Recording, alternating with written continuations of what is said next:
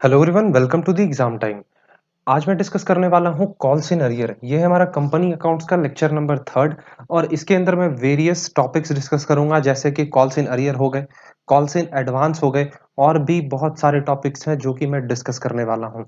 So I hope आपने previous videos देखा होगा, क्योंकि उसमें मैंने आपके साथ कुछ बेसिक टर्म्स डिस्कस किए और बेसिक कुछ क्वेश्चंस थे जो कि जानने जरूरी थे, या कुछ पैसेजेस टाइप के इंट्रोडक्शंस थे जिन्हें आपको पढ़ना जरूरी था। तो आज हम डिस्कस करने वाले हैं कॉल सिनेरियर। देखो, सबसे पहले ये बताऊंगा कि कॉल सिनेरियर होता क्या है।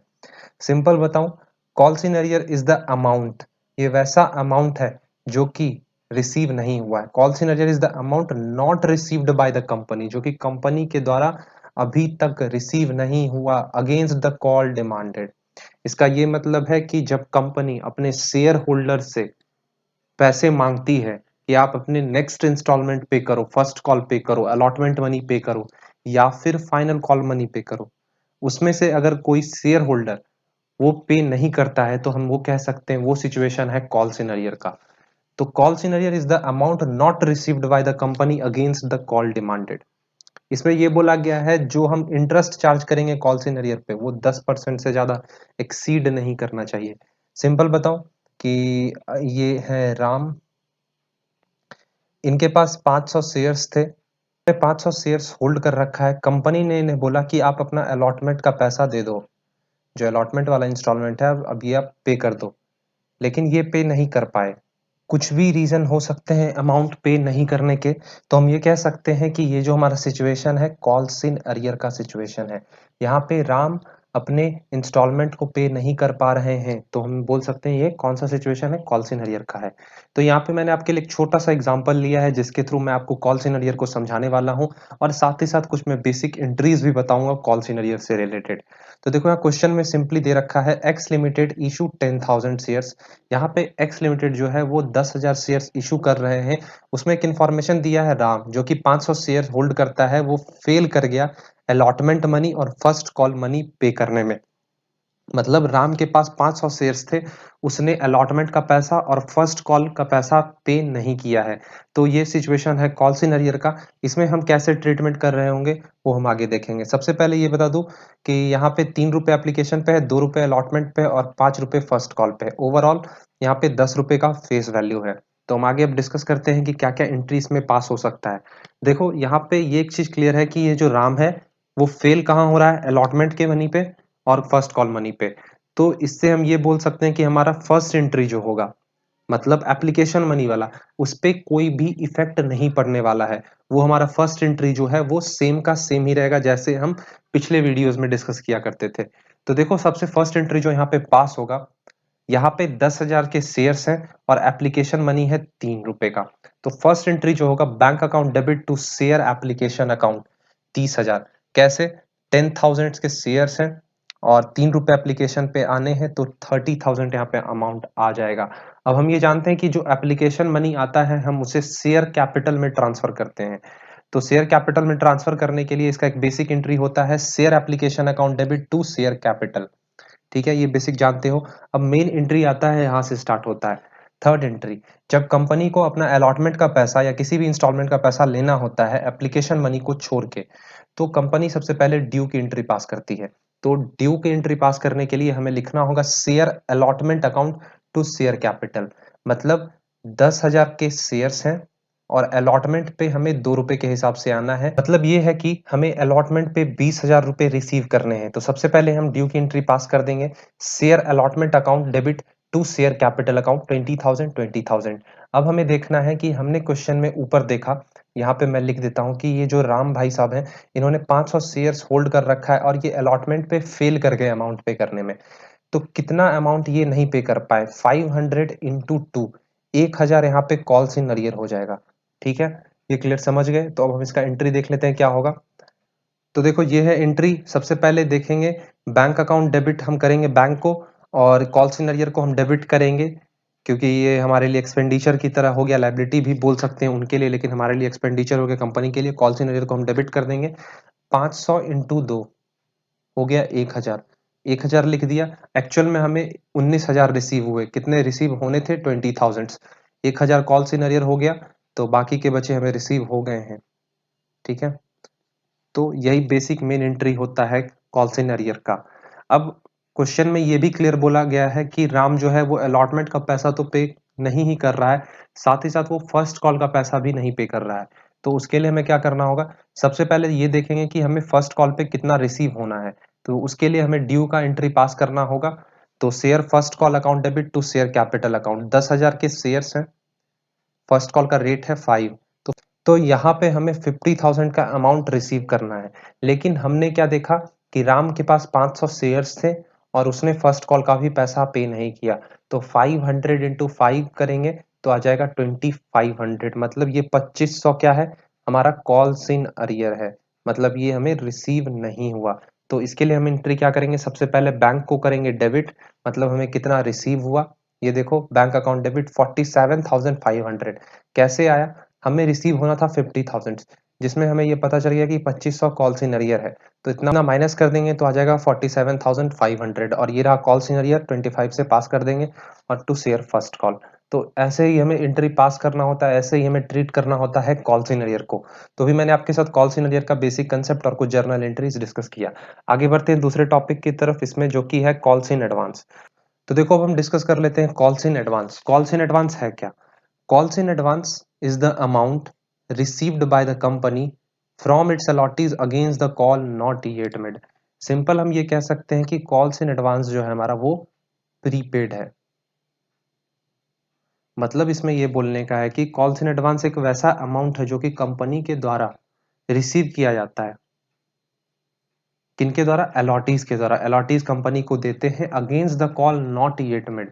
वैसा कॉल, मतलब फर्स्ट कॉल कहो, फाइनल कॉल कहो, अलॉटमेंट कहो, जो कि हुआ ही नहीं और उसका अमाउंट हमें मिल गया, मतलब प्रीपेड हो गया। अब देखो कोचिंग इंस्टीट्यूट्स में होते हैं कुछ स्टूडेंट्स इंस्टॉलमेंट से पहले ही पेमेंट कर देते हैं, तो हम उन्हें नाम देते हैं कि वो कॉल्स इन एडवांस है या फिर प्रीपेड हम बोलते हैं अपने लेमन लैंग्वेज में। लेकिन शेयर्स में कंपनीज कंपनीज में बड़े बड़े कंपनीज में ये कॉल्स इन एडवांस के नाम से जाना जाता है। तो simple calls in advance is the amount received by the company from its allottees against the call not yet made. इसमें ये बोला गया है कि इंटरेस्ट इस पे हम पे कर सकते हैं 12% पर एनम के अकॉर्डिंग, अगर कंपनी ने टेबल एफ अडॉप्ट कर रखा है, तभी हम 12% पर एनम का इंटरेस्ट उस कॉल्स इन एडवांस पे हम पे कर सकते हैं। इसके लिए मैंने एक छोटा सा एग्जांपल ले रखा है, जैसे कॉल सिनेरियो को मैंने आपको समझाया एक एग्जांपल के थ्रू, वैसे ही मैं यहाँ पे अब डिस्कस करने वाला हूँ कॉल्स इन एडवांस को एक क्वेश्चन के थ्रू। तो आपके सामने क्वेश्चन है जिसमें बोला गया है एक्स लिमिटेड 10,000 शेयर इशू कर रहे हैं, उसमें एक गोपाल है जिसके पास 1,000 शेयर्स हैं।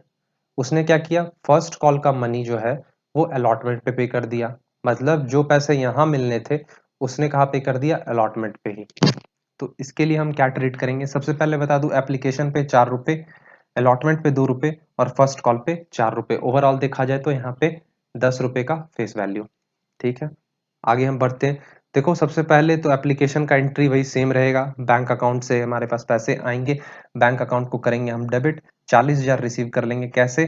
10,000 इंटू 4, 40,000 आ गया, टू शेयर एप्लीकेशन 40,000। अब हम इस एप्लीकेशन मनी को ट्रांसफर कर देंगे कहाँ पे, शेयर कैपिटल अकाउंट में। तो इसका बेसिक एंट्री होता है share application account debit to share capital, 40,000 हमने ट्रांसफर कर दिया। अब आगे देखते हैं, हमने हमने देखा क्या कि फर्स्ट कॉल का जो पैसा है वो हमें एडवांस में रिसीव हो रहा है, कहाँ पे, अलॉटमेंट पे हम रिसीव कर रहे हैं। तो इसके लिए क्या एंट्री होगा वो जान लेते हैं अब। तो देखो सबसे पहले हम ड्यू की एंट्री पास करेंगे कि अलॉटमेंट पे हमें कितना रिसीव करना है। अलॉटमेंट पे हमें कितना रिसीव करना है, तो 10,000 के शेयर हैं, 2 रुपए का रेट है, तो अलॉटमेंट पे हमें 20,000 रिसीव करना है। तो हम सबसे पहले रिसीव करने से पहले हम ड्यू की एंट्री पास करते हैं।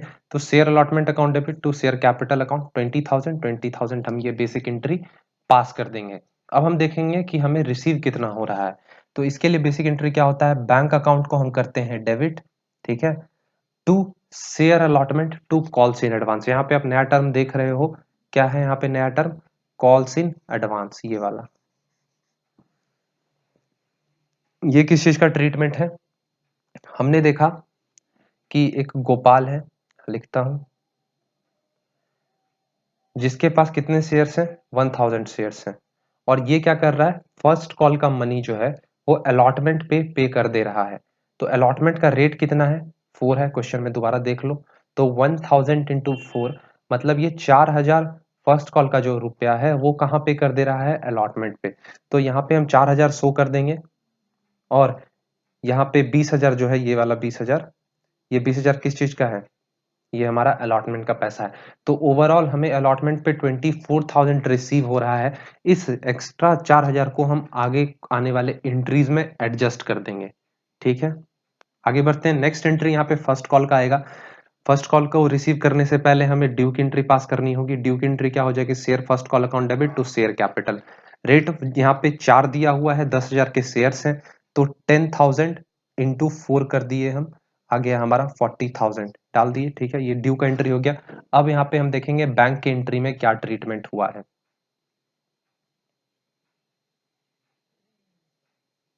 अब यहाँ पे हम देखेंगे कि बैंक के एंट्री में हम यहाँ पे क्या ट्रीट कर रहे हैं। यहाँ पे देखो एरर आ गया, इसे इरेज कर लो, मैं इरेज करके दोबारा यहाँ पे लिख देता हूँ आपके लिए। तो देखो यहाँ पे बैंक अकाउंट को हम डेबिट करेंगे और उस कॉल से एडवांस को जिसको हमने क्रेडिट किया था उसे हम डेबिट कर देंगे, क्योंकि ऑलरेडी हमने फर्स्ट कॉल का जो 4,000 है वो कहाँ रिसीव कर लिया, अलॉटमेंट पे।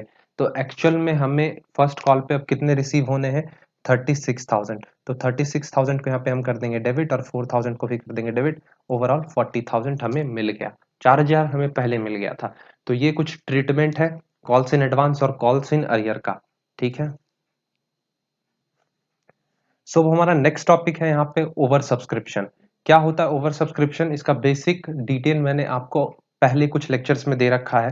कि देखो ये मैंने आपको बताया था कि जब एप्लीकेशंस जो हैं वो ज़्यादा आ जाए as compare to issued application, मतलब हमने जितना इशू किया उससे कई ज़्यादा एप्लीकेशंस आ जाए हमारे पास, तो ये किस चीज़ का केस है, ओवर सब्सक्रिप्शन।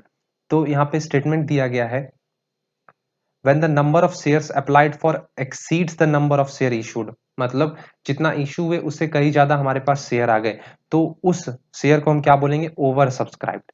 अब ये जो ओवर सब्सक्राइब्ड हमारे पास शेयर आते हैं, ज्यादा शेयर्स आते हैं, उन्हें हम कैसे ट्रीट करते हैं। तो इसका यहाँ पे बेसिक 3 मेथड दे रखा है कि सबसे पहले हम क्या करेंगे, जितने एक्सेस आए, मान लो हमने 50,000 शेयर्स इशू किया और हमारे पास 70,000 आ गए। ठीक है, 70,000, तो हम सिंपली क्या करेंगे, ये एक्स्ट्रा जो 20,000 है इसे हम रिजेक्ट कर देंगे। पहला स्टेप ये हो गया। दूसरा स्टेप क्या होता है, बाय मेकिंग प्रोपोर्शनेट अलॉटमेंट, मतलब ये जो एक्स्ट्रा 20,000 आए, हम इन 20,000 शेयर होल्डर्स को या 20,000 एप्लीकेशंस को निराश नहीं करेंगे, कुछ छोटे छोटे पार्ट्स हर एक शेयर होल्डर को हम यहाँ पे दे देंगे। कोई शेयर होल्डर हमसे 12 शेयर मांग रहा है तो हम उसे 10 देंगे, कोई 120 शेयर मांग रहा है तो हम उसे 100 शेयर देंगे। ऐसे ऐसे करके हम हर एक शेयर होल्डर को कुछ ना कुछ शेयर दे देंगे। तो ये क्या हो जाएगा, प्रोपोर्शनेट अलॉटमेंट। और तीसरा केस है जो कि बहुत ही आसान है, कि बाय रिजेक्टिंग सम और सम प्रोपोर्शनेट, कुछ को हम रिजेक्ट कर देंगे, हटा देंगे, और कुछ को हम प्रोपोर्शनेट अलॉटमेंट कर देंगे। तो इस तरह से हम ओवर सब्सक्रिप्शन को ट्रीट करते हैं। ओवर सब्सक्रिप्शन कुछ भी नहीं है, इशूड एप्लीकेशन से ज्यादा आ गए हमारे पास एप्लीकेशन। ठीक है, पब्लिक ने ज्यादा सब्सक्राइब कर दिया, यही होता है ओवर सब्सक्रिप्शन। अब आगे बढ़ते हैं, इससे रिलेटेड कुछ हम क्वेश्चंस देख लेते हैं या एक दो एग्जांपल्स देख लेते हैं। यहाँ पे एक बेसिक एग्जांपल मैंने आपके लिए ले रखा है। X limited issue 10,000 share. यहाँ पे एक्स लिमिटेड जो है वो 10,000 शेयर्स इशू कर रहे हैं, पब्लिक ने अप्लाइड किया 12,000 शेयर्स के लिए, and company rejected 2,000। 10,000 shares issue किए गए मार्केट में, लेकिन पब्लिक ने अप्लाई किया 12,000 के लिए, जिसमें से 2,000 शेयर्स को टोटली रिजेक्ट कर दिया। ये कौन सा केस है, फर्स्ट वाला केस है। तो इसमें हम कैसे ट्रीट करेंगे, सबसे पहले यहाँ पे देखो एप्लीकेशन का रेट है 4, अलॉटमेंट पे 2 और फर्स्ट कॉल पे 4। ओवरऑल देखा जाए तो ये टोटल 10 है और ये 10 हमारा फेस वैल्यू है। तो इसको हम कैसे ट्रीट करेंगे, देखो सबसे पहले हम क्या करते हैं, हमारे पास एप्लीकेशन का पैसा आता है। अब मान लो कंपनी ने, सॉरी पब्लिक ने 12,000 शेयर्स के लिए अप्लाई किया, मतलब 12,000 पब्लिक ने अपना एप्लीकेशन दिया। तो हमारे पास एप्लीकेशन मनी कितना आएगा, 12,000 इंटू 4, एप्लीकेशन इतना आया और हम हर एक शेयर होल्डर से 4-4 रुपए ले रहे हैं एप्लीकेशन पे। तो 12,000 इंटू 4 करेंगे तो 48,000 अमाउंट हमारे पास एप्लीकेशन पे आ जाएगा। लेकिन एक्चुअल में कितने आने चाहिए थे, 10,000 इंटू 4, क्योंकि ये 2,000 तो हम रिजेक्ट कर रहे हैं बाद में। तो हमारे पास 8,000 एक्सेस अमाउंट आ गया है। इसको हम कैसे ट्रीट करेंगे अब वो आगे देखने वाले हैं। तो देखो सबसे फर्स्ट एंट्री हम यहाँ पे पास कर देंगे bank account debit to share application account, जिसमें हम 48,000 को शो करेंगे। थोड़ा सा नीचे चला गया है, अब सही कर लेता हूँ इसे। 48,000 लिखेंगे। क्यों लिखेंगे? क्योंकि हमारे पास एप्लीकेशन जो आए हैं 12,000 आए हैं 4 के हिसाब से, तो 48,000 हमारे पास पैसे हमारे रिसीव हो गए। अब हम आगे इसका ट्रीटमेंट करेंगे। ठीक है, हमें थोड़ी ना पता था कि इतने सारे एप्लीकेशन आ गए। हमने तो शेयर मार्केट में इशू किया, लोगों ने सब्सक्राइब कर दिया। अब हमारे पास पैसे आ चुके हैं हमारे कंपनी के अकाउंट में, तो हम उसे एडजस्ट करेंगे आगे के प्रोसेस में। तो अब हमारा दूसरा जो स्टेप होता है उसमें हम क्या देखते थे कि जो एप्लीकेशन मनी आता था हम उसे शेयर कैपिटल में ट्रांसफर करते थे। तो ट्रांसफर करने से पहले ही मतलब उसी स्टेप में हम एक्सेस एप्लीकेशन को रिजेक्ट कर देंगे, और वो जो एक्सेस पैसा आया है, ज्यादा पैसा आया है, उसे हम रिफंड कर देंगे। तो एंट्री क्या पास होगा? Share application account debit to share capital account. Share capital में हम वो अमाउंट डालेंगे जो कि हमें एक्चुअल में रिसीव होना था। मतलब 10,000 शेयर्स थे, 4 के हिसाब से हमें 40,000 एक्चुअल में रिसीव होना था। अब देखो, कोई भी शेयर को रिजेक्ट करने के लिए हम बैंक टर्म का यूज करते हैं कंपनी अकाउंट्स में। तो टू बैंक अकाउंट यहाँ पे लिखेंगे, 2000 इंटू 4 कर देंगे, क्योंकि यहाँ पे एक्सेस 2000 के शेयर्स थे और हमने 4 रुपए के हिसाब से हर एक शेयर होल्डर से लिया। तो हम 8,000 एक्सेस अमाउंट वापस कर देंगे और शेयर एप्लीकेशन अकाउंट में 48,000 डालेंगे। ठीक है, क्योंकि एप्लीकेशन पे हमें 48,000 रिसीव हुआ, और वहां पे और यहाँ पे हमने उसका एक डिटेल मतलब ये कह सकते हो क्लासिफाई कर दिया कि 40,000 हमारा शेयर कैपिटल का हो गया, 8,000 हमारा एक्सेस हो गया। ठीक है, तो ये हमारा फर्स्ट ट्रीटमेंट रहा। अब आगे की एंट्री को हम देखते हैं। आगे की एंट्री सारे वही सेम ही होंगे। मुझे नहीं लगता है कि आपके साथ ये डिस्कस करना चाहिए, आप लोग ऑलरेडी पढ़ चुके हो ये सब। तो देखो यहाँ पे शेयर अलॉटमेंट हम ड्यू की एंट्री पास कर देंगे। 10,000 शेयर्स थे, 2 के हिसाब से 20। फिर हम अमाउंट रिसीव कर लेंगे bank account debit to share allotment account. फिर फर्स्ट कॉल के ड्यू की एंट्री हम पास करेंगे। Share first call account debit 10,000 into 4 हो गया 40,000। फिर हम बैंक एंट्री पास करके इसे हम खत्म कर देंगे। ठीक है, ये रहा, हो गया। नेक्स्ट क्वेश्चन आपके सामने आ चुका है। X limited issue 10,000 share. यहाँ पे जो एक्स लिमिटेड है वो 10,000 शेयर्स इशू कर रहे हैं, लेकिन पब्लिक ने अप्लाई किया है कितने? 12,000 शेयर्स के लिए। Company allotted the shares on pro रेटा बेसिस। यहाँ से इंपॉर्टेंट टर्म स्टार्ट होता है कि ये प्रो रेटा बेसिस होता क्या है। प्रो रेटा बेसिस सिंपली ये है कि हम हर एक शेयर होल्डर को कुछ ना कुछ पार्ट दे रहे हैं। ऐसा हम नहीं कर रहे उन्हें टोटली रिजेक्ट कर दे रहे हैं, उन्हें निराश कर दे रहे हैं।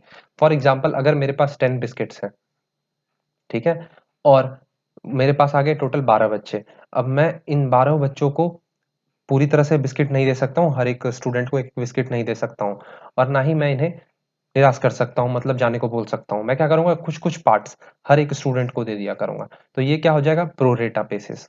ठीक है, तो क्वेश्चन क्या है कि कंपनी 10,000 शेयर्स इशू कर रही है, पब्लिक ने अप्लाई किया 12,000 शेयर्स के लिए, और कंपनी ने उसे अलॉट किया है प्रो रेटा बेसिस पे। एप्लीकेशन पे 3 है, अलॉटमेंट पे 4 है, फर्स्ट कॉल पे 3 है। ओवरऑल जो हमारा फेस वैल्यू है वो कितने का है? 10 का है।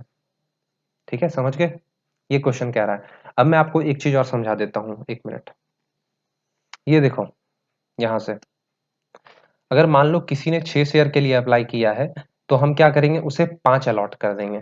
अगर मान लो एक्सेस एप्लीकेशन मेरे पास आ गया है, तो हम सबको तो पूरी तरह से दे नहीं सकते, देंगे लेकिन कम कम देंगे।